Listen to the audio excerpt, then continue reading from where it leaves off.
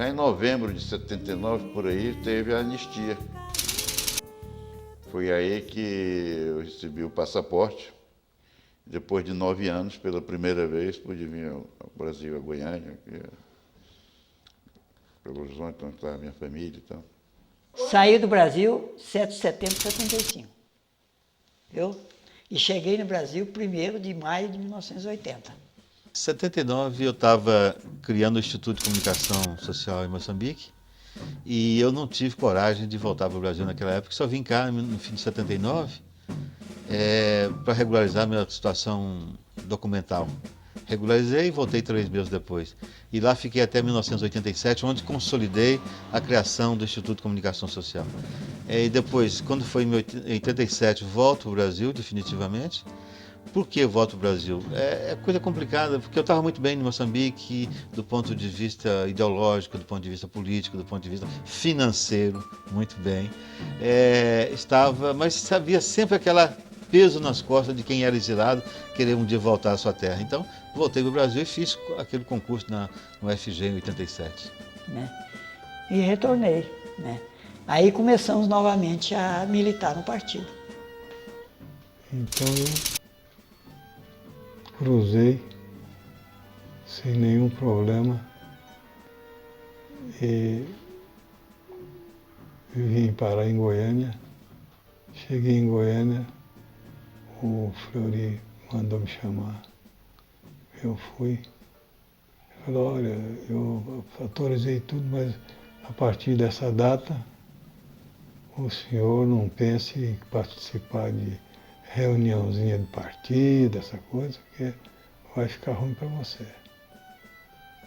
Se tiver um comportamento bom, não vai acontecer nada.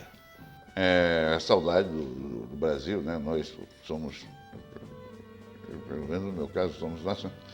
Além de termos uma visão de solidariedade com outros povos, internacional, né? Nós somos nacionalistas também, né? Nossa pátria é nossa pátria, a gente não confunde as coisas. Né? Não quer dizer que nós vamos agora, minha pátria tem que humilhar outro país, outra coisa, não. Relações fraternais, amistosas e tudo, mas a gente, em termos de amor pela pátria, pelo Brasil e tal, não deve nada a ninguém. Né? Talvez a gente acredite que até muito mais do que aqueles vendilhões da pátria, aqueles que querem dar o nosso país para expoliação estrangeira, né? Imperialista. Ele negociou. Ele falou assim, olha, eu aceito se o irmão voltar, se ele entrar em contato comigo a hora que eu chegar no território nacional. Aí eu faço um informe para o serviço secreto do Exército, da Aeronáutica, da Marinha, etc., que você entrou com o meu respaldo, com a minha aquiescência. Eu falei, quem está desesperado já, a América Latina, você não tinha para onde fugir, pô. O governo do Equador, eu mandei uma carta para lá, falou, eu trabalho num projeto de reforma agrária muito bonito e tal, o que o senhor acha de eu ocupar um cargo semelhante aí na sua terra? O cara topou a parada de cara. E dava ainda uma cátedra de medicina para Edith trabalhar. E eu fiz as malas para ir para o Equador. Na véspera, falei, eu estou com saudade da minha terra. Eu, se tiver que ser agarrado por um gorila desse latino-americano, é melhor que o gorila seja da minha terra natal. Né? A ida para Moçambique não foi só uma ida para um país, foi fazer aquilo que você sonhou a vida inteira. Quer dizer, criar o socialismo num determinado país.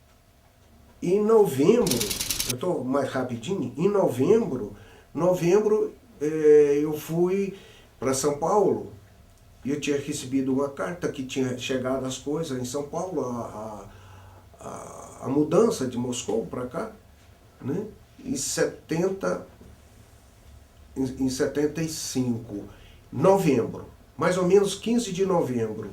E eu tinha ficado uns 2, 3 dias em Moscou, em São Paulo. Eu fui para Santos, tudo, né, no Porto de Santos. E nesse período, eles parece que já estavam me esperando lá, né? Estavam me esperando, eu fui sequestrado, me levaram preso para a polícia, a antiga polícia marítima, né? E nessa polícia marítima já começou as torturas lá, né? Eles começaram, mas foi uma coisa assim mais leve, que não foi como lá no DOI-CODE, né? Só que menos de um mês me deu uma vontade de voltar para o Brasil imensa. É uma espécie de banzo. Aí que eu entendi banzo, o sentido do banzo. Né? Banzo do africano. Falei, que diabo. Aí que eu entendi o banzo do africano. Né? Me deu uma vontade, falei, que diabo, eu vou lá para o Brasil, eu vou esconder lá e ficar até passar as coisas. Estou com saudade demais da família, né? Que eu fui só, né? Eu fiz o curso de economia, curso chamado Economia e Planejamento Econômico Nacional. E essa bolsa de estudo foi me dada e eu fui para Moscou. As aulas na Europa, em geral, na União Soviética, começam dia 1º de setembro. Eu fui para Moscou aí uns dias antes,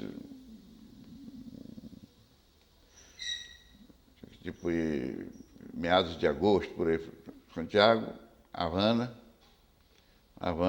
Moscou. E logo em seguida foi o golpe militar no Chile, né? Logo depois que eu cheguei lá em Moscou.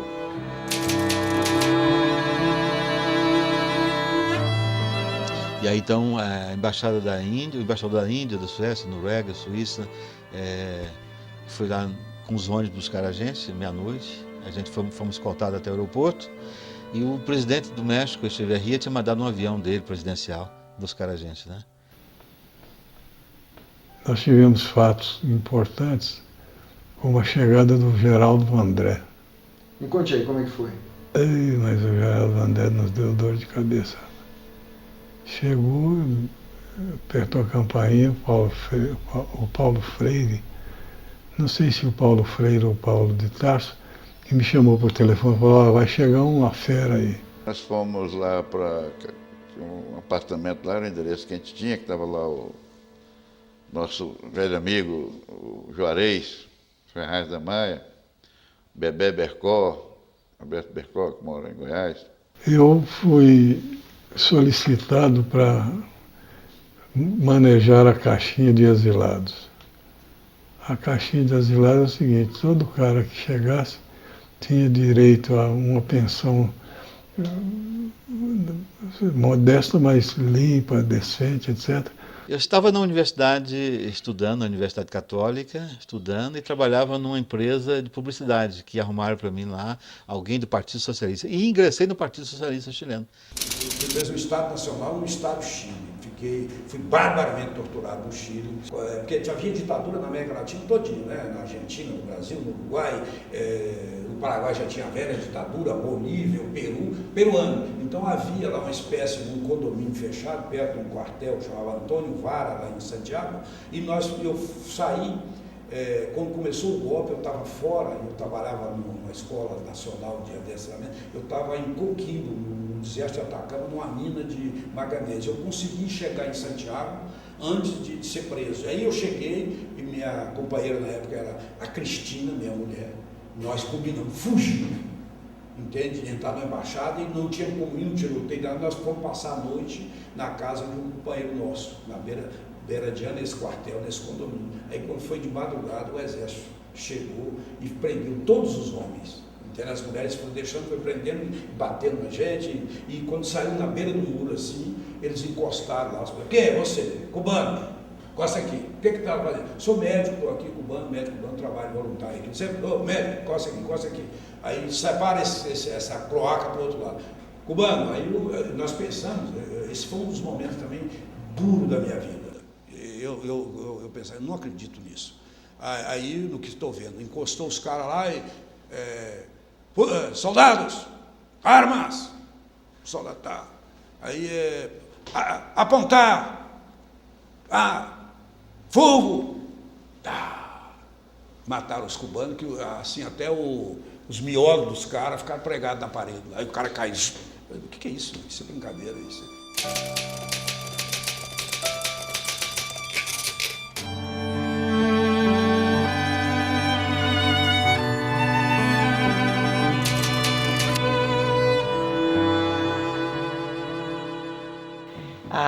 Os interrogatórios eram todo dia, a sessão. Era cedo, à tarde e à noite. Era raro o dia que você não passava por 3 sessões de tortura. 2 era... A noite era pavorosa, porque a noite sempre parece que é pior tudo, né? E algumas sessões com a presença de companheiros, né, que tiveram presentes, né, que foram chamados lá. O companheiro Bailão esteve lá, né? O companheiro Daniel esteve lá também, uma série de coisas. Companheiros todos que foram barbaramente torturados, né? Pela feição deles a gente via. Fiquei pelado, só com cueca, o tempo todo. Era um frio tal que eu endurecia o corpo e eu, para encostar na parede, a parede fria, sentar fria, porque eu, para dormir um pouquinho, fazer uma coisa caricata até hoje, é uma coisa grosseira para contar. Conto para vocês assim. Eu precisava pular, ficava pulando dentro da cela, esfregando o braço, para poder dormir um pouco. Aí sentava e dormia um pouquinho, mas logo eu gelava tudo, acordava, um frio danado. Acho que eles queriam me dar uma pneumonia, sei lá o quê. E seguida de sons, eles montaram, essa que foi a pior. Nesse processo também, eles montaram uma tortura psicológica à base de gravações. Choque, pancada na cabeça, uma porção de coisa, invenção. Pior de tudo é quando ele deixava por conta de um soldado violento lá, né? Aí dava soco, dava pontapé, maldade mesmo. Né? E foi uma fase aguda, uma fase muito difícil, né? A tortura que eu sofri é uma tortura muito forte, né? Nessa base de pancadarias, né? Que era nos rins, né? Seguida de tudo aquilo que eles fazem, né? Retirada de pelos, de tudo, né? A pancadaria atingia muito essa parte dos rins, sabe? E era bater e cair, né? Ele era terrível, ele fez um contato meu com o companheiro Bailão. Ele passou o aparelho de choque para o Bailão me dar choque. O Bailão, eu nunca vi um homem reagir de uma maneira tão decidida que ele queria que eu... para desmoralizar um e outro, né? Era um homem sádico na maneira de se comportar. Quase todos passaram. É com ele que eu, as maiores sessões. E sempre vinha depois um soldado que vinha para fazer. Ele mesmo não torturava, não, mas ele orientava a tortura. Né? E lá no PIC eu permaneço praticamente quase 3 meses. Né? Aí no PIC a gente tem um tratamento muito realmente de torturadores, inquisidores torturadores, né? Em que a gente era torturado todos os dias, né? A base de choques elétricos, de pancadaria mesmo, né? Sempre tinha um elemento que chefiava as operações, um tal capitão Ayrton, né? Que esse fica para a história, né?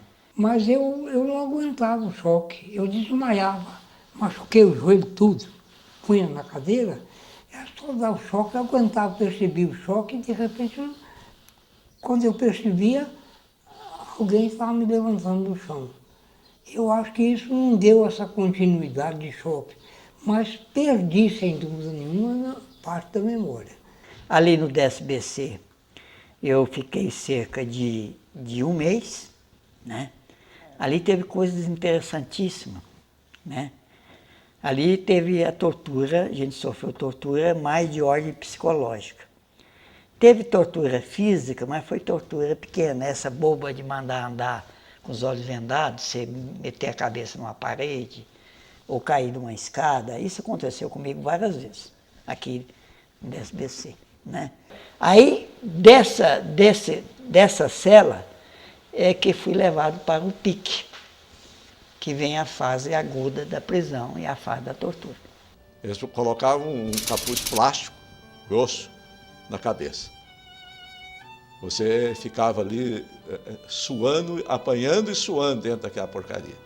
Aí fui levado a Brasília e vou parar no grupo de artilharia motorizada, né?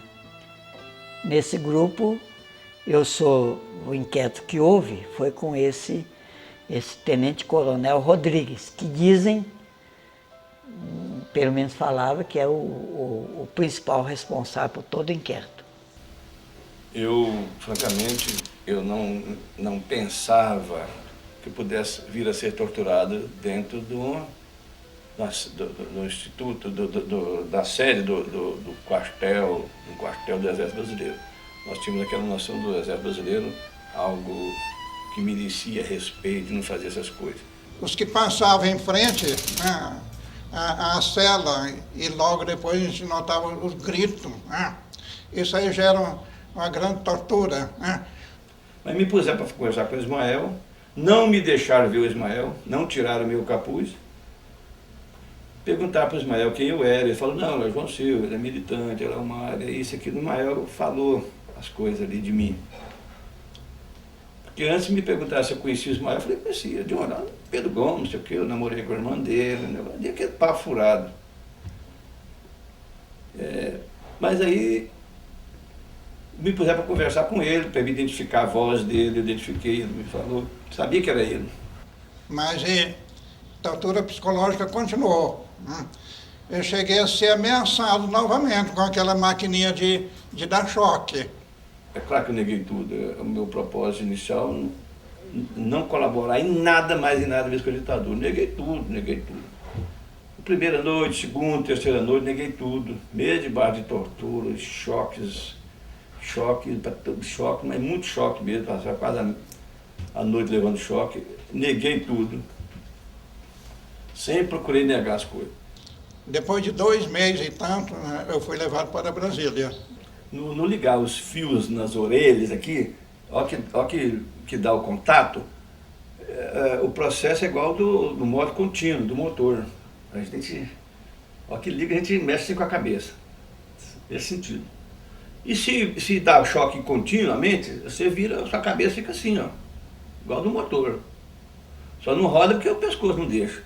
Cedo eles começavam com o mesmo processo de ruído. Ligaram, inicialmente eu pensei que tinha uma banda de música, né, treinando, mas era um treinamento bagunçado, instrumento de sopro, né, de clarineta, percussão, de tudo mais, né, mas desorganizado, né. Eu pensava que era treinamento, mas depois, refletindo bem, eu penso que não era propriamente um treinamento, era uma gravação, né. Com certeza que eles colocavam essa gravação para eu não dormir. Numa dessas, eu começou a sair sangue pela boca. Saiu muito sangue pela minha boca, caiu no capuz, caiu na minha camiseta aqui. Essa noite eu pensei que eu fosse morrer. Porque estão dando choque nos ouvidos, saindo sangue pela boca, deve estourar qualquer coisa na minha cabeça. E naquele quente ali, não percebi mais nada, então eu vou morrer, acabou. Passado, terminar de torturar, minha língua começou a inchar. Eu fui ver, eu tinha mordido aqui assim, né, no vibrar aqui assim, tinha mordido a língua. Então nessa primeira sala, que eles falam sala de visita, eles não querem saber de nada, eles querem saber só, não querem nem saber seu nome. Que pergunta, você começa a responder, eles dão um choque. Pergunta, responde. Você não consegue responder também, porque você treme tudo, né? Você não consegue. Uma noite, eu estava sendo torturado lá, estava todos os pulsos machucados, perna machucada, eles tinham me dado muitos chutes. E me trouxeram o Ismael. Já fizeram cariação com o Ismael. Eu acho que eu não vi que eu estava encapuzado. Eu acho que eles viram, puseram o Ismael para me ver eu sendo torturado.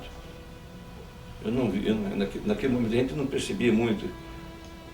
Carpetado, lá não tinha barulho externo. Eu com o capuz, eu acho que eles deixaram o Ismael me ver eu ser torturado. E me puseram para conversar com o Ismael. Até aquele momento eu tinha negado tudo. Ele já tinha falado do meu codinome, ele tinha falado muita coisa da minha militância, minha participação, mas eu, assim, não colaboro. Na mesma noite, eles me buscaram para ser torturado, me levaram para o local de tortura. Eu não via ninguém, né? Mandava virar para a parede, colocava o capuz, me levavam. E já nessa noite foi choque elétrico, chute, né?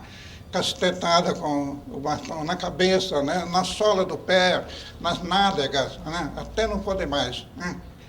Logo na primeira noite eu fiquei com as nádegas assim, tão maçadas, né? Que depois não tinha lugar não tinha jeito de deitar. Toda forma que eu deitava era deitando em cima de uma ferida que era minha mesmo. Né? Nessa primeira noite me ameaçaram com a cobra, né? Perguntaram se eu tinha medo de cobra. Aí eu falei, quem não tem medo de cobra? E fez um barulho como tirando uma cobra dentro de uma caixa de madeira, assim, né? Mas pelo ímpeto eu acabei agarrando no negócio, né? Aí eu tinha a impressão que não era cobra, não era de borracha, né? Talvez, né? Possivelmente. Aí quando me levaram para trás, né? Para a cela, meio escuro, me colocaram lá dentro, eu tinha a impressão que tinha uma cobra imensa, enrolada, assim, lá, né? Acostumando um pouco com a escuridão, né, eu notei que era o colchão que estava enrolado, né? Eu estava vendo a dobra do colchão, né?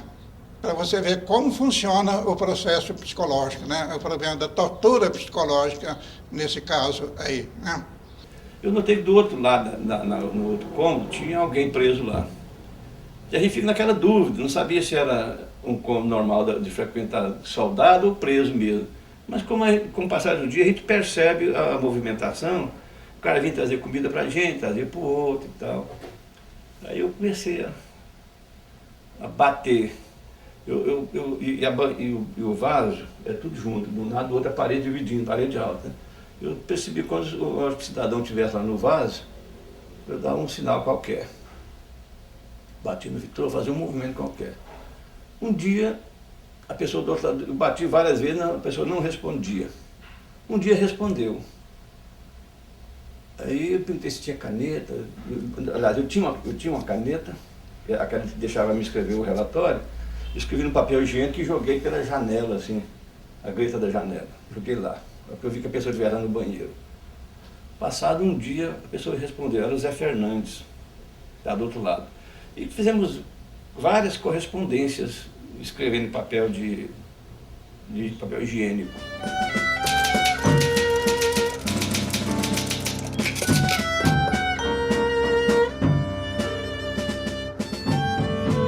Não, fui preso, me buscaram em casa, né? Eu estava, parece que no domingo, cedo, eu estava até de pijama, pararam um carro no corredor, morava um barracão no fundo, e foi um lá, me chamou, disse que o colega queria falar comigo lá fora, na questão de aula, né, aula particular, né? Quando eu cheguei lá, mandou entrar, parece que era um Fusca, né? E eu queria voltar para avisar para a esposa, ele disse, não, tem que ir lá, já você volta, tem que ir com nós lá na delegacia para explicar um problema. Ainda bem que a dona do barracão em que eu morava viu eles me colocando no carro. Então, no caminho de casa até o 10º BC, eu fui com a cabeça virada para baixo. Depois, no caminho, já me vestiram um capuz.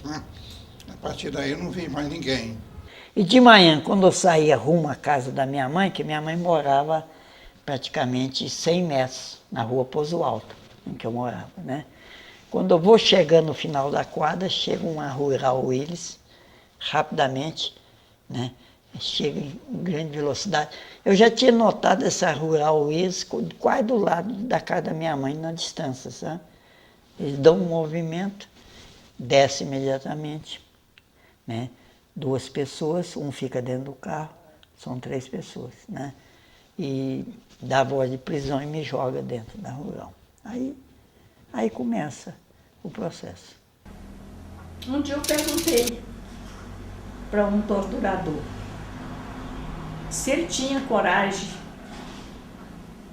de pegar nos filhos dele, beijar a mulher dele com as mãos sujas de sangue. Ele olhou para mim e disse: quem faz pergunta aqui sou eu. Não teve resposta, não. Quando eu fui preso, de certa forma, foi até uma surpresa, né? A gente estava sempre preparando para uma questão dessa aí, mas, na verdade, muita gente, quase todos foram pegos de surpresa, porque numa semana prenderam cerca de 40 pessoas em Goiânia, né? E colocou cada um em cela separada, né? Nesse período, eu estava com 6 meses de casado. A esposa não sabia, né? Sabia das minhas ideias, porque eu manifestava, né? Mas eu não contava que eu estava militando num partido, que era proibido. Não tive condição de contar, né? Teve dois companheiros nossos, o Onésimo Montezuma, que eles espancaram ele tanto que ele mudou de cor. Tanto que eles espancou. E o Nelson Marinho, que eles espancaram ele demais, chegou a cortar um pedaço de couro cabeludo na cabeça dele, fazer ele engolir com a urina dos policiais. Embora a gente procurasse fazer as nossas reuniões da forma a mais secreta possível, né? Ninguém guardava anotações, rasgava tudo na hora, né? Para guardar só na cabeça, né? E embora a gente discutisse constantemente o problema da disciplina, o problema do perigo, né? De cair, embora tudo isso começou, de certa forma, um certo relaxo. A gente recrutava indivíduos, às vezes, muito rapidamente, né? E foi com isso que talvez a gente levou o inimigo para dentro do partido, né? Espiões. Eles espancavam sem dó. Olha, meu amigo, a tortura não é uma coisa terrível. Com tudo que eu passei, eu fui menos torturado. Olha, eles torturaram o Sebastião, porque eles prenderam ele lá em São Paulo. O Bailão foi bastante torturado. Que o Bailão morreu cedo, foi a tortura que ele passou. Viu? A tortura naquela época, nós estávamos presos, em Goiânia eles mataram o Manuel Fiel Filho e o Valdemir Zoca, que foi daquela época que o Gás tomou iniciativa de ir mudando as coisas. O negócio é o seguinte: se eles espancavam para extrair uma informação, se a gente falasse, ela cresce como bolo no fermento. Quanto mais fermentado, mais cresce. Só quem experimentou sabe, né? Como é triste, né? Meu ponto de vista era morrer, não entregar nenhum companheiro, ninguém, porque a gente morre uma vez só. E a segunda vez eu fui preso pela Polícia Federal e preso no Exército daqui, que era o antigo DSPC, mais ou menos um mês. Certo? Agora, o que era? Tinha recentemente sido desmantelado o PCdoB em Goiás. E nós já tínhamos recebido a informação pelo pessoal do PCdoB que tinha sido preso. O pessoal da repressão mandou avisar: o próximo grupo a cair será a Polop. A coisa que mais me chocava era quando eu estava aqui na casa de detenção e lá na PR, quando eu escutava aquela música Amada Amante, eu sabia que ele estava torturando alguém.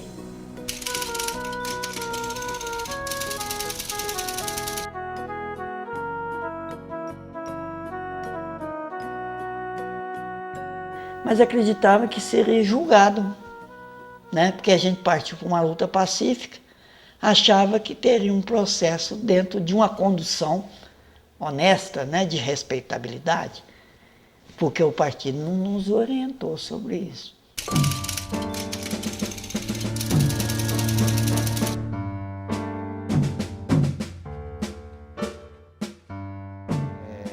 Capitão Albernaz, o pior torturador que eu conheci, entendeu? Eram os dois maiores torturadores, o Capitão Albernaz e o Capitão Lisboa. O meu corpo, meu braço, né? Porque você toma de choque aqui, virou um arco-íris de cores, entendeu?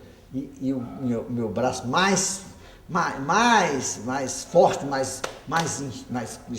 maior do que a minha perna, entendeu? Inchado, e tinha um arco-íris de cores, entendeu? Um arco-íris de cor. Então, quer dizer assim, um negócio horroroso, né? E tudo deformado, né? Eu tive uma paralisia renal, entendeu? Paralisia renal, porque eles chutaram muito, né? Apanharam muito nas costas, tá? Chuto, diabo a quatro, né? E eu acho que o choque também fazia isso, né? Não sei, eu sei que o choque era terrível, né? E assim, aqui, ó, o choque não era choque de corrente, assim, não. Eles tinham uns magnetos, né? Eu tomei choque de 400 volts, entendeu? Eram duas, uma vez tinha 3, aí eu já estava para lá de sei lá o que, nem sabia direito, né? Mas eu lembro de eles usar duas maquininhas, um de um lado do outro, e falar, acelera! Então, aquele negócio amarrado, você amarrado, entendeu?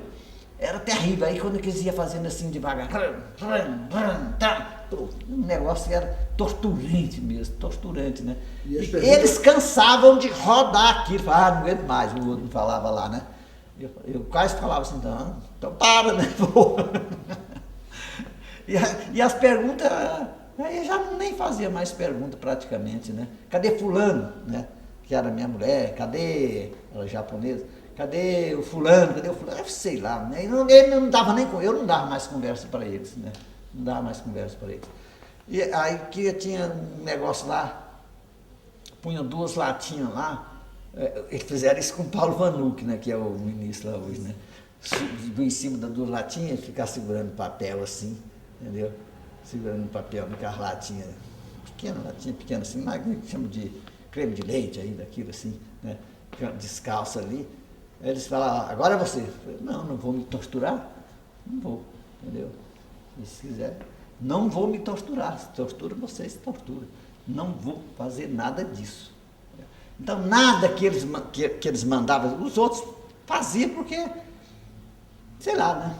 Eles achavam que, às vezes, para aliviar a tortura, né? Ali uma tortura menor, né? Eles faziam isso, né? Mandava o cheiro de dar choque no outro, no companheiro, entendeu? A minha, eu falei, isso você não vai ver nunca, né? Não vou dar choque em ninguém, né? Então eu fiquei assim, e você ganha uma moral, o problema é esse. Você vê que coisa mais engraçada, que eles passam a te respeitar, entendeu? Então não fizeram coisa de sacanagem, socar coisa no ânus, comigo não fizeram, entendeu? Eu vi lá socar cabo de coisa no ânus de companheiro meu lá, vi, entendeu? Um capacete, porra, você vai matar o cara, rapaz, entendeu? Não fizeram nada de coisa assim, degradante, assim, nesse sentido. Era choque, era pau de arara, era paulada mesmo, né? Que para mim era refresco naquelas alturas. Então eu fui ficando assim, com tanto choque, que acabei entrando em coma, né? DOI-CODE, o coordenador é o Carlos Alberto Brilhante Ustra. E o coordenador da tortura no DEOPS era o Sérgio Fernando Paranhos Fleury. Chegaram para o Bacuri na cela e mostraram um jornal, o Jornal da Tarde, com fotografias dele, dizendo que ele estava preso. Ele falou, claro, eu estou preso, tal. Estava lá no jornal. Daí, há 2 dias, foram lá com outro jornal mostrar para ele, falou, Bacuri, você fugiu da cadeia. Você estava preso, mas fugiu. Daí, para você ver como foi. fugiu, foi levar para um encontro a um companheiro, chegou lá, conseguiu fugir. Daí a 2 dias, um outro jornal, nota oficial do Exército, que o Bacuri havia sido morto, localizado numa Kombi na Baixada Santista, resistiu à ordem de prisão, sacou de uma arma, começou a atingir, diversas pessoas foram atingidas e ele terminou sendo dominado e recebeu um tiro e havia morrido. Então ele leu essa notícia. A partir da morte dele, tudo se agravou muito mais com as torturas. Tanto que furaram os 2 olhos dele, porque ele tinha os olhos verdes, e todo mundo comentava, é um terrorista aí que tem os olhos muito bonitos.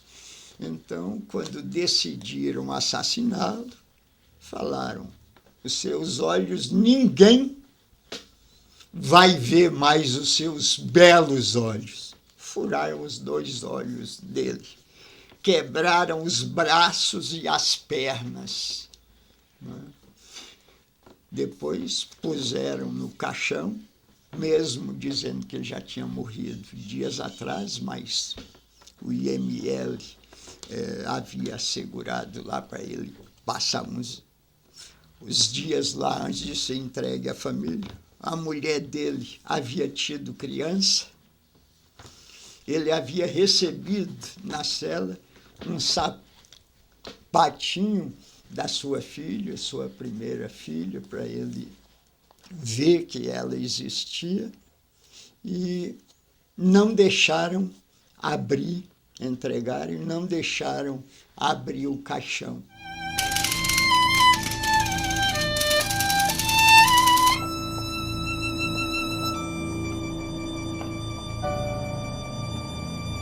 Querendo proibir abrir o caixão, aquele trem todo, o pai dele resistindo.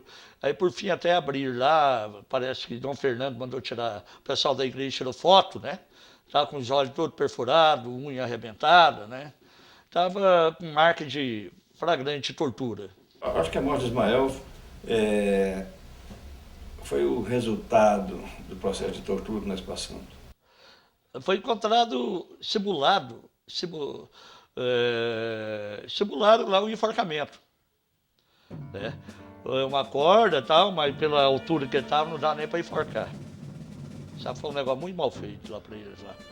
Tudo que a gente às vezes pensa que é o cúmulo do absurdo, que isso não pode, é inviável, que isso não acontece, foi muito pior. E é importante que a gente não exagere nada, porque a realidade já é cruel demais. Se alguém exagerar, ela perde o significado. E às vezes eu sei de cada companheiro aqui, comigo também acontece, a gente peca por não levar até aquele ponto, de escrever num nível bem inferior àquilo que acontece conosco. E é isso que acontece.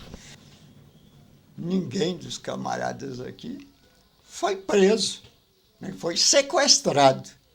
Uma coisa que aconteceu comigo, eles pegaram uma bucha de bombril, colocaram no meu ânus, enfiaram no ânus, com aquele eletrodo preso nessa bucha de bombril, no ânus, e colocaram o outro no pênis.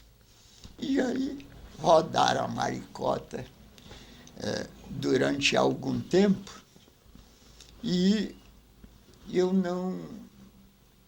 dormi. E no dia que eu saí da prisão, eu senti que os laços afetivos tinham sido muito aprofundados, e realmente eles me trataram com muito carinho. Eu saí de lá, eu acho que eles fazem isso com todo mundo, e fizeram comigo também. Eu nunca mais me esqueço, foi um momento muito emocionante na casa de detenção em Pernambuco. descendo as escadas, e todos foram até a porta e deram uma salva de palmas. Muito bonito. Um quadro muito bonito na minha vida. Todos aqueles comunistas gloriosos do Nordeste, bravos combatentes, pessoas da mais alta estirpe intelectual, moral. Apesar de minha prisão ser passageira, mas ali eles gostaram de mim também, foi uma coisa muito curiosa. Eles sabiam da sua história? Alguns sabiam? Sabiam, eu contei a todos qual era o processo e ficou como se fosse uma coisa assim. Os camaradas se reconhecem, né? Os camaradas se reconhecem rapidamente. Foi um momento muito emocionante, muito emocionante. E lá eu me vi dentro de uma prisão com pessoas que tinham uma vivência com as coisas do Nordeste, com a militância política do Nordeste, todos já cumprindo pena, né? Alguns até com perpétua, né? Quando o dia que mataram o Marighella, a gente fez uma ação muito grande no centro do Rio de Janeiro, fechamos várias ruas, panfleteando tudo, né? E eu participava mais dessas ações de panfletagem, mas armada mesmo, que era para segurar a barra.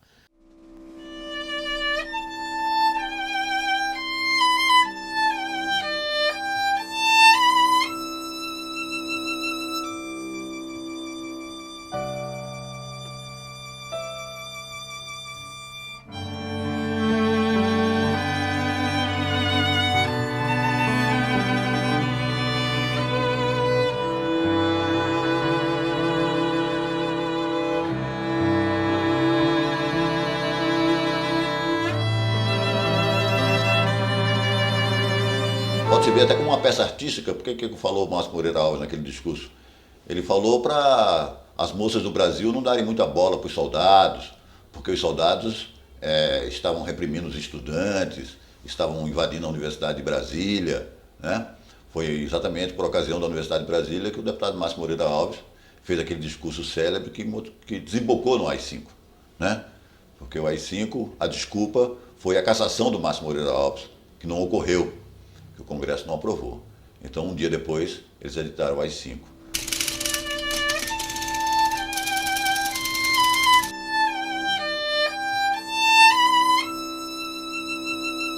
O Decreto 47 era um meio de excluir da universidade pessoas que tinham participação ativa na luta contra a ditadura. Basicamente era isso. Né? Que eles achavam que representavam um risco na universidade, em termos de formar consciências, em termos de promover greves e movimentos sociais. Mas nós sentimos a discriminação social muito forte, a perda do trabalho, a impossibilidade de outros trabalhos legais, entende? O fechamento de qualquer linha de crédito, principalmente nos bancos oficiais. Então, essas pessoas, eles arrumaram uma maneira de excluir essas pessoas. Se elas não tivessem, digamos, ligação com qualquer partido que estava na clandestinidade, isso aí era o bastante para ela não poder concluir o curso. Se você não era proibido, de fato, por lei, por decreto, por algum documento, impedindo você de trabalhar, o SNI, ou o Serviço Secreto do Governo, informava as instituições de crédito, as organizações constituídas, quais eram os elementos perigosos. Que ele não podia ter acesso ao trabalho nem nada. A gente caía na informalidade do trabalho.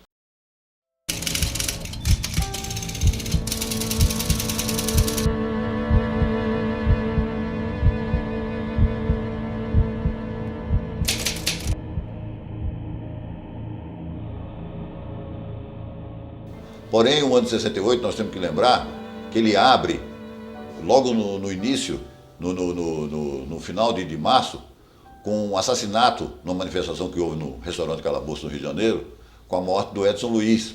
Mas como o Calabouço era para os olhos da ditadura, era um refúgio de subversivos, de pessoas que iam lá pegar uma alimentação mais barata e articular politicamente, o Calabouço foi vítima de um cerco policial, né? E nisso houve uma refrega realmente violenta, os estudantes responderam bravamente com pedras e houve uma corrida da polícia atrás de estudantes para prender, etc. E nessa refrega houve tiros da parte da polícia e o Edson Luiz foi assassinado, né? E outros estudantes foram feridos na ocasião. Infelizmente, por eu ter participado em várias reuniões em Itaúsu com o Rabelão, e caiu uma célula da AP, eu estava em Belo Horizonte, cheguei, sabia da minha procura pela Polícia Militar e pela Polícia Federal. Eu me refugiei em Itaberaí, lá fui preso. Uma prisão um pouco complicada, porque eu fui preso na praça pública, me amarraram, meu pai apareceu. Agentes da Polícia Civil, e isso eu sou testemunho desse evento na história, né? Balearam o nosso companheiro Telmo de Faria, né? Ele caiu no corredor da igreja e eu estava na frente, fui um dos que dei socorro ao companheiro Telmo. As portas da igreja foram fechadas, antes disso eles deram vários tiros e um dos tiros atingiu o pé da companheira Lúcia Jaime. E aí meu pai teve um ataque, foi um processo muito complicado então me amarraram e me levaram para a cadeia de Itaberaí e lá fiquei um tempo até a Polícia Federal me trazer para Goiânia e então fui trazido aqui para a Rua 2 com a Avenida Goiás. E isso permaneceu mais um dia, né? Até um outro dia, salvo me engano, um segundo dia depois, havia uma concentração, já nessa ocasião, na porta da catedral, né? E na porta da catedral, com a presença ainda de Dom Fernando, na ocasião estava, vamos dizer assim, solidário ao movimento, né? E várias lideranças, estava havendo quase com uma concentração na catedral, que era encostada à Faculdade de Direito, que também era palco de saídas, de passeata, era um centro de lideranças também. Mas quando foi dados os primeiros passos, a Polícia Militar já estava tomando os quarteirões adjacentes àquela área, né? E foi vivido um clima quase de um goianaço, vamos assim dizer, né? Onde realmente houve um confronto violentíssimo da polícia com os estudantes, o que resultou na morte de um popular na época, ou de um estudante anônimo, né? E foi então que aparece o grupo do Marighella, né? Racha com Partidão, no fim de 67, e eles aparecem aqui em Goiânia e começamos a conversar com eles no sentido de partir para outra. Mas aí aparece na frente deles o grupo que era liderado pelo Capitão Lamarca, o pessoal da VPR, Vá Palmares depois. E pela influência do Rafto, né, eu fui então para esse grupo. E dali pretendia, após o comício, sair em passeata. A praça lotada, e dali foi marcado uma passeata, né, no dia, salvo me engano, no dia 1º de abril, né? No dia 1º de abril, partindo da Praça do Bandeirante. Então era o seguinte, nós tínhamos construído uma célula, Jackson, o Rui, o Chico Preto, a Lani, que hoje é do PCdoB lá no Recife, Eulirvo Vieira. Então nós tínhamos a célula e o Rabelão era o nosso coordenador. Depois teve o Oswaldinho, e também participou conosco a Marilda, E nossas reuniões eram feitas na casa do Rabelão, era feita na casa do Omar, era feita na casa do Chico Preto, eram reuniões clandestinas, onde a gente estudava as teses, né? As teses da ação popular e o que fazer naquele momento, a luta política, a importância de ganhar os grêmios estudantis, ganhar as entidades estudantis, o diretório acadêmico, a fim de aparelhar no sentido da luta contra a ditadura e pelo socialismo, né? E o DCE era a sede, mais ou menos, das assembleias e das reuniões do movimento estudantil, né, ao nível universitário, mas também ao nível secundarista, de todos os estudantes. E nós estávamos naquela ocasião com a presença do deputado, ironicamente, Márcio Moreira Alves, fazendo uma conferência. Foi quando o nosso companheiro Eulerivo, vestido da bandeira do Brasil, recolheu um apoio, né, em espécimes, né? A minha participação política foi posterior ao golpe, foi 65, 66 para frente, que eu começo a militar na Juventude Estudantil Católica, e já em 66, fim de 66, 67, eu que tenho uma participação mais efetiva com a militância na ação popular. As marchas estudantis começaram com as setembradas em 66. Depois, aqui em Goiás especificamente, houve algumas greves e alguns movimentos também no ano de 67. Infelizmente, na primeira ação nossa, que era denúncia contra as grilhagens de terras da Amazônia e pela defesa da integridade da Amazônia. Então, nós fomos presos distribuindo esse panfleto na Rua 68, Marco Antônio Della Corte e eu, e tivemos um processo depois, qual foi condenado a 8 meses de prisão.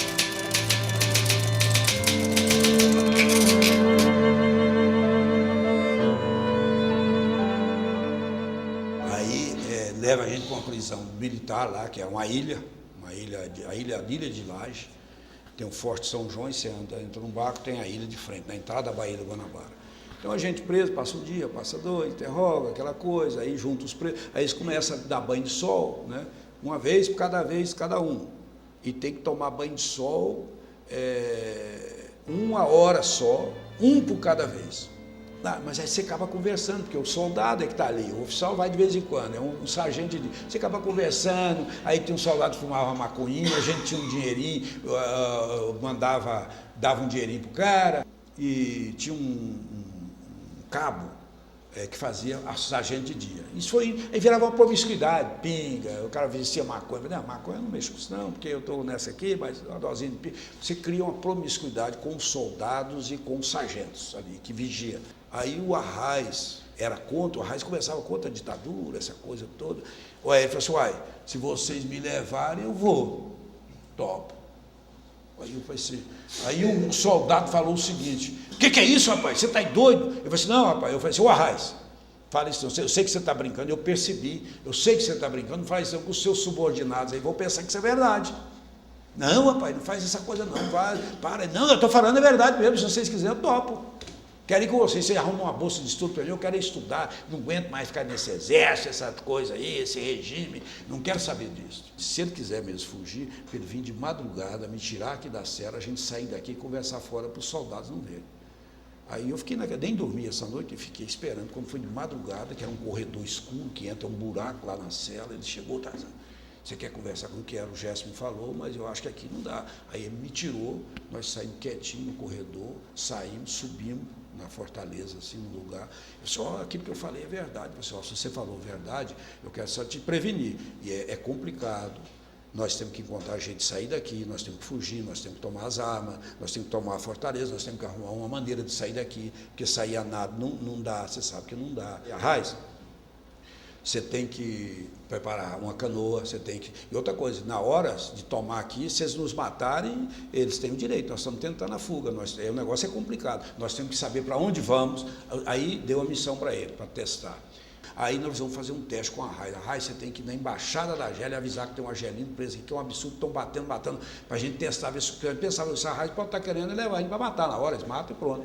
Aí passados uns 2, 3 dias, bateu lá, a gente ficou sabendo, o embaixador da Argélia foi lá e tirou o cara, eles tiveram que soltar o cara. Então, aí você Raiz, então a outra coisa que você tem que fazer agora é o seguinte, você tem que arrumar uma canoa. Eu namoro com a filha do barqueiro que traz a comida aqui, e o filho dele é pescador, ele vive de pescar aqui na Bahia. Eu posso contratar ele, então nós temos que bolar uma história bem montada para ele. A história é assim, você tem uns contrabandistas, amigos seus, quando você está de guarda aqui, eles vêm, desembarcam na ilha e depois você leva eles. Aí juntamos uma mala, roupa suja, pusemos dentro, e ele foi no cara, o cara topou, ele deu R$200 pro cara, mas nós não tínhamos dinheiro. Né? Nós tínhamos um trocadinho só que tinha sobrado no dia, marcou certinho, nós tínhamos que tomar a Fortaleza, o dia amanhecendo, era o dia amanhecendo mesmo, não, escurecendo, a hora que foi embora a guarda principal, a gente toma e desembarca. Ele tinha feito o levantamento da Embaixada do México, da Embaixada do Uruguai, aí tudo levantado certinho, no dia, ficou aquela ansiedade, nós preparamos e ficamos de roupa, mas na hora tem que vestir a roupa, tomar as guardas, jogar. Aí, da hora que preparou, os caras estavam lá escornados, tudo amigo nosso, metemos as armas nele, metralhadora, fuzil, vocês estão presos, nós vamos fugir, o Arraes vai fugir junto, não reaja não. Eu lembro que esse botão, então me dá uma pancada na cabeça que eu vou me fuder aqui, não sei o que, assim. Aí pegamos eles, enfiamos eles na cela, prendemos na cela, jogamos a chave fora e falamos assim, nós vamos fazer um dispositivo, falar que a gente fazia bomba da China, o diabo, assim, nós vamos soltar um dispositivo no se vocês tentarem sair, nós queremos ganhar tempo para atrasar o máximo, se vocês tentarem sair, nós vamos pagar, vai explodir tudo isso aqui com vocês, não tente sair, nós estamos fugindo, espere amanhã cedo quando vir a guarda, aí vocês falam, Mas não tente fugir, porque vai explodir. Aí eu fiz um AUE de contrabandista, você vai ganhar com a gente agora uma vez por semana, é 200 pau para você aí. O cara ficou feliz da vida.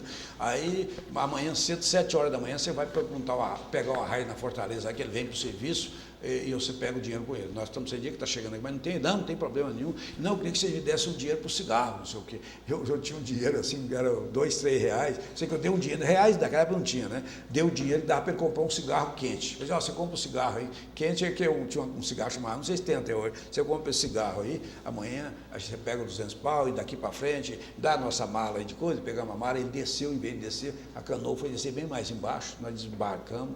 Subimos naquilo lá, você aqui deve ter, aqui, a última armadilha pode ser aqui. Mas antes, lá os aviões descem no aeroporto, essa é uma cena gozada, no aeroporto Santos Dumont, e os aviões, farol de avião é muito forte, batia na canoa. O primeiro farol que bateu, eu disse, nossa, a polícia já anda.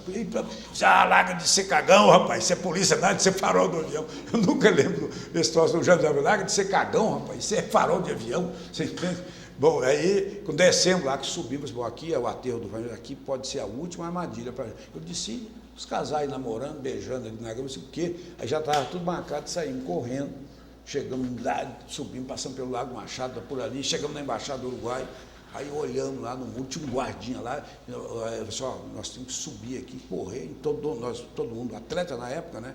Vamos subir, se o cara segurar, a gente arrebenta com ele. Aí paramos, o Arraiz, eu, o Gerson e o James, do outro lado da rua, e pegamos, e agora? O homem está descuidou para lá. Aí nós subimos, pulamos, aquela malote vagabundo caiu, o James ainda voltou e pegou o malote, foi consequente de tudo. Você entende? Pegou, o soldadinho não sabia o que fazer. Aí foi um horror. Isso aí saiu nos jornais, primeira página, isso foi um horror essa prisão aí, foi um negócio, uma coisa nacional.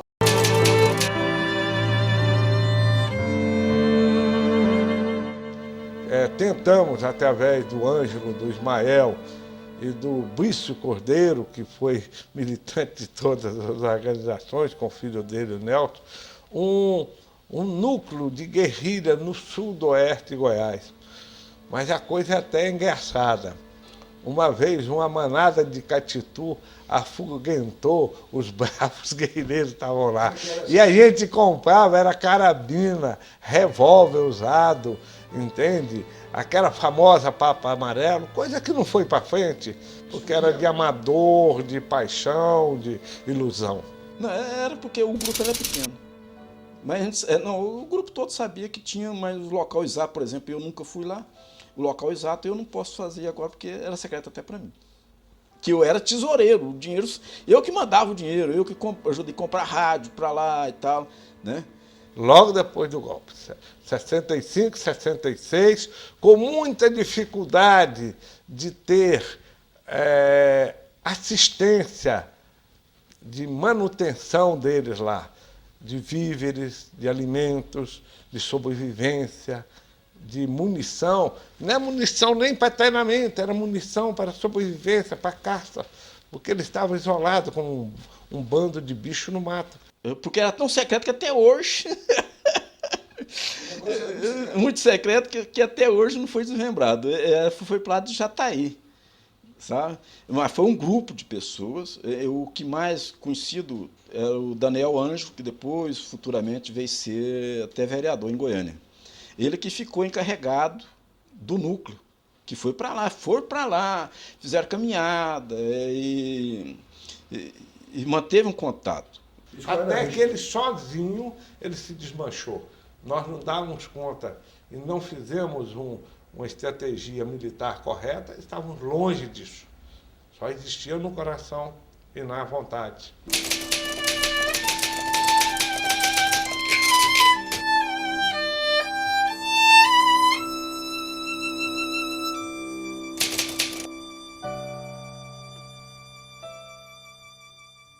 Veio a ditadura militar. Nós era funcionário público da prefeitura no governo de Henrique Antônio Santillo. Eu era diretor de feiras livres e fui preso nas feiras livres. Levado para Brasília para primeiramente para Goiânia, quartel, no 4º BC. Lá me deram uma surra de choque elétrico. Eu fiquei desacordado. Me levaram para Brasília. No gabinete do inquiridor, me deram outra surra de choque elétrico. Passei no pique no quartel do Exército,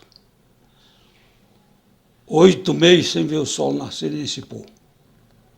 E aquilo, esse assalto do tiro de guerra, eu já falei, mas eu vou frisar outra vez, acelerou mais a intervenção aqui no estado de Goiás. Uma coisa que você pode ver nos jornais, da Manchete na época, mesmo Última Hora, né? Então, que foi acelerou bastante a intervenção no estado. A gente estava preso no 10º BC, e a gente assistia, ouvindo os voos rasantes aqui em Goiânia. É interessante porque com o trauma sofrido pela intervenção, eles amenizaram um pouco a situação em Goiás. Então, a partir da intervenção, foi feito um grande acordo político entre o PSD e o DN, tanto que o Willy Rezende não permanece, foi presidente da Assembleia. E isso que era o presidente da Assembleia. Então, eles fizeram um acordo, Mauro Borges não seria preso, Mauro Borges não seria processado, mas a Assembleia votaria, aprovaria a intervenção e votaria o governador indiretamente. Foi buscar um general Gagá lá no Rio, que era o Ribas. Em agosto, eu estou em casa, de repente para um jipão do exército na porta de casa. Invadem a casa. Me declaram que eu estava preso, que ia para o quartel. Faz uma busca no teto da casa, entro pelo telhado, uma busca, uma varredura lá em casa, procurando alguma coisa. Eu lá em casa não tinha nem literatura política, eu já tinha tirado tudo de lá, estava lendo uma coleção de obras de Voltaire. Aí eu fui honrosamente preso com Voltaire. Eu e Voltaire fomos presos. Fomos levados para o quartel. Uma literatura altamente subversiva na época era Voltaire. Quando eu estava preso no quartel, eu estava me acusando de ter recebido 20 milhões de dólares na Avenida Goiás, de João Batista Zaccariotti, para financiar um movimento promovido, eu tinha recebido esse dinheiro da Embaixada da Polônia. Eu falei, não sei nada disso, não sei de dinheiro nenhum, né? Rechaçando, que não tinha, era uma coisa verídica, não tinha nada para falar. E sendo torturado para confessar onde estava o dinheiro. Aí é que eu soube que o Pavel Gutko, o Paulo Gutko, foi preso quando o Saulo Taguatinga estava sendo preso na Avenida Anhanguera. E o Paulo Gutko conhecia o Saulo Taguatinga. A hora que ele estava prendendo ele, ô Saulo, e abraçou o Saulo no momento que ele estava sendo preso. Aí eles pegaram o Paulo, levaram preso, puseram no camburão, no jipão. E o Paulo estava em Goiânia fazendo tratamento psiquiátrico. O Paulo trabalhava em São Paulo e tinha sequelas da guerra. Ele passou o período da Segunda Guerra Mundial fugindo, bombardeio e tal, então ele tinha neurose de guerra. E ele foi com os colegas de empresa para o litoral paulista. E na volta o carro capota e morre 4 companheiros dele, colegas de trabalho, e ele escapa ileso. Mas a cabeça dele com isso, a firma mandou ele para Goiânia para ficar com os pais para fazer tratamento. E eles prenderam exatamente nesse período que ele estava fazendo tratamento. Então, quando chegou lá no quartel, perguntaram o nome dele, ele, Jean Fouché, espião francês. Espião! Um espião, prendemos um espião. O Hugo Brock foi chefe de gabinete. Toda essa juventude, principalmente da URGS, estava dentro do governo Mauro Borges. Então era um governo democrático, que abriu participação principalmente da juventude. E eles participaram não somente do governo, mas principalmente também da campanha. Tanto que o Pérez morreu na campanha do Mauro Borges. Eu trabalhava no gabinete do Mauro, na secretaria particular. Eu que abria toda a correspondência, tanto a correspondência comum, como a reservada, a secreta, tudo para passar para o Mauro. Uma semana antes do golpe, cai nas minhas mãos um telegrama do Meneghelli, né? Meneghelli, que era o governador do Rio Grande do Sul. Hildo Meneghelli. Meneghetti, né? Meneghetti. Meneghetti. E todo cifrado, sabe? Aí eu pego, escrevo lá, governador, não entendi patavina desse telegrama. Parece coisa cifrada. Aí, no dia seguinte, eu vou trabalhar. O Messias Tavares, que era o secretário, falou: Hugo, você está muito cansado, eu vou te dar uma semana para você descansar. Eu falei: não, Messias, eu não quero descansar. Não quero sair, não vou sair. Não, mas é preciso, é ordem superior, você está muito cansado. Não, mas eu não estou cansado e eu quero ficar. Aí foi, quando chegou o dia 31 de março, eclode o movimento lá, o movimento que deu início à ditadura militar lá em Minas Gerais. Eu, na época, saí do palácio, estava sendo convocado o pessoal, uma reunião à noite no palácio. Aí eu fui para lá, para o palácio. Estou lá no palácio, só esperando, né, a reunião do Mauro, né? Só entrava lá o pessoal da extrema-direita. Só extrema-direita, entrando, enchendo o salão verde. Aí eu peguei o secretário de governo, era o Ari Demóstenes. Falei: não, Ari, eu não estou entendendo. O que está acontecendo? Falei: tem jeito não. O Mauro está apoiando o golpe, vai fazer um discurso apoiando o golpe. E mandou convocar todo esse pessoal aí. Tivemos a primeira vez na casa dele, não estava, fomos muito bem recebidos pelo Ludovico. Foi marcar novo encontro, aí ele estava nesse encontro, né?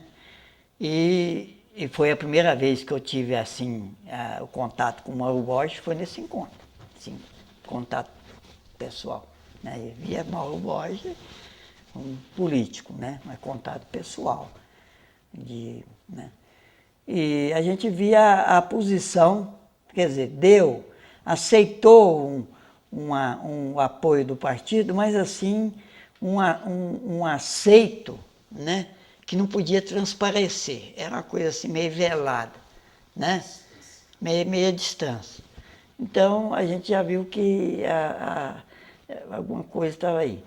Quando vem o golpe que pega, né, que acontece, né, nós temos a posição dele que foi definida, como todo mundo sabe, né? Tentou se manter dentro da estrutura do poder, né? E isso perdurou até ele ser deposto, né? Que foram 9 meses, 8 meses, eu não sei bem a quantidade dos meses, né? Mas ele teve realmente uma série de vacilações.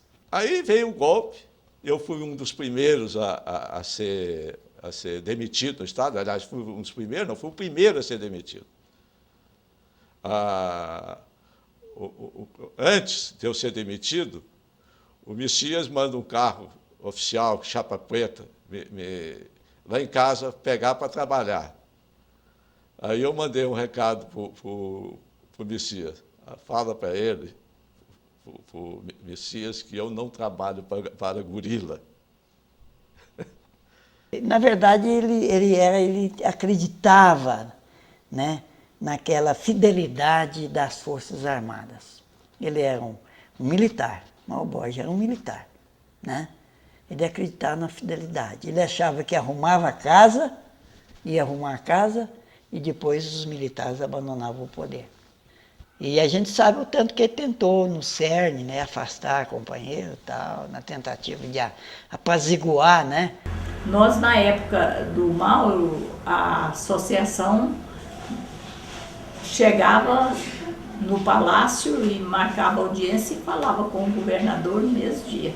Se foi uma estratégia dele, talvez ele como militar sentisse mais de perto, a gente não tem também elementos, né, para saber até que ponto em que ele tinha visão depois desses militares, quando os militares começaram a ter uma atuação terrorista mesmo. A partir do Comida Central, e que vimos ali que realmente o país estava à beira de uma convulsão. Ou vinha da direita ou vinha da esquerda. A partir daquele momento, aquela convulsão toda, aqueles trabalhadores, 100 mil trabalhadores lá em frente ao Ministério da Guerra, naquele momento a gente sentiu que o país estava na iminência de um acontecimento. Agora não sabia de onde viria. É até sintomática a frase do Arraes. Ele foi com isso, volta para Pernambuco e diz: estamos na iminência de um golpe, agora não sei de onde virá. Então naquele momento a gente viu que foi um divisor de águas. Que algo de importante aconteceria naquele momento no país.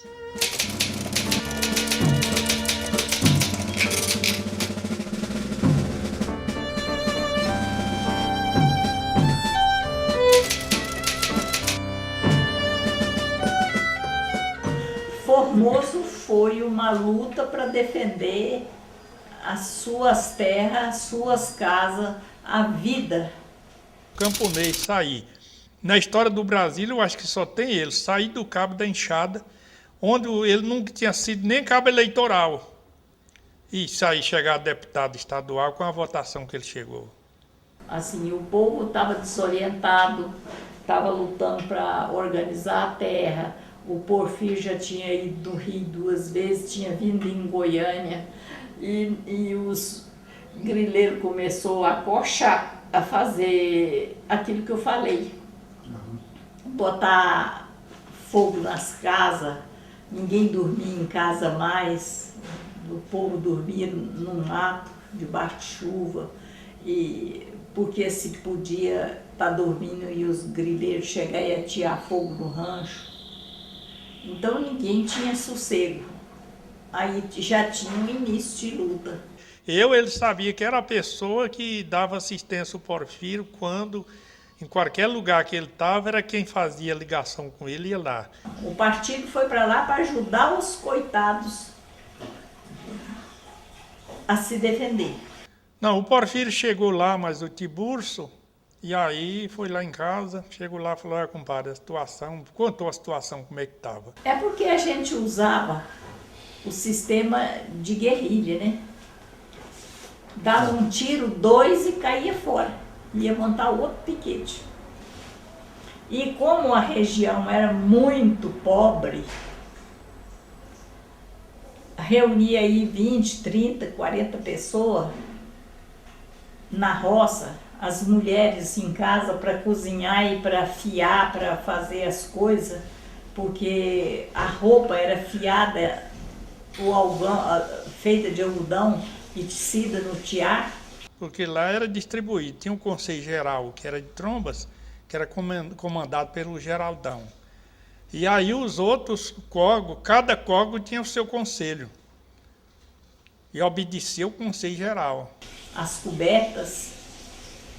Aí então as mulheres faziam esse serviço e os homens faziam o da lavoura. Como era muita gente, às vezes o dono da casa não tinha condições de dar alimentação para aquela turma toda. cada um colaborava com um pouquinho. Cada um. Porque eu mesmo vim para lá no intuito de conseguir um pedaço de terra para morar, porque eu não tinha também. Eu era como diz o ditado, como ele chama, era um sem terra também. Nós temos que deixar a memória registrada, né? E fazer essa memória circular o máximo possível. E nós não podemos deixar apagar a memória, porque um povo que não tem memória é um povo sem história. E um povo sem história é um povo que não constrói democracia, né? É um povo que fica recuado na história da humanidade.